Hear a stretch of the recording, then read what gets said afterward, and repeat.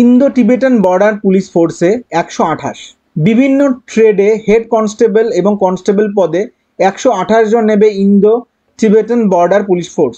নিয়োগ হবে group C ক্যাটাগরিতে। প্রাথমিকভাবে অস্থায়ী নিয়োগ হলেও পরে স্থায়ী হওয়ার সম্ভাবনা আছে।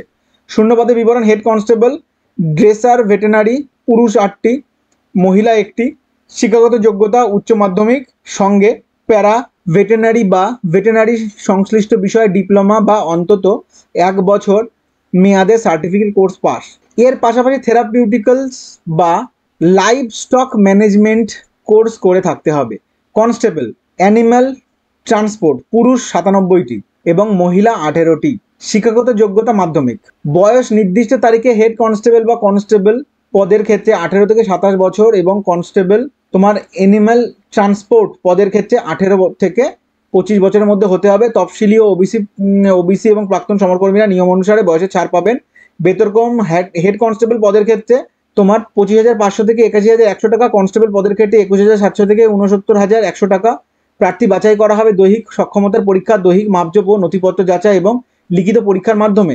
সবশেষে হবে মেডিকেল এক্সামিনেশন।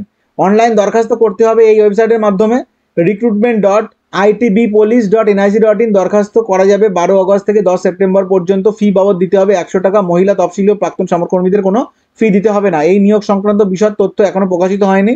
প্রার্থীদের প্রস্তুতির সুবিধার্থে এই খবর আগাম জানানো হলো। দরখাস্তের পদ্ধতি সহ বিশদ জানতে উপরোক্ত ওয়েবসাইট ভিজিট করতে পারো।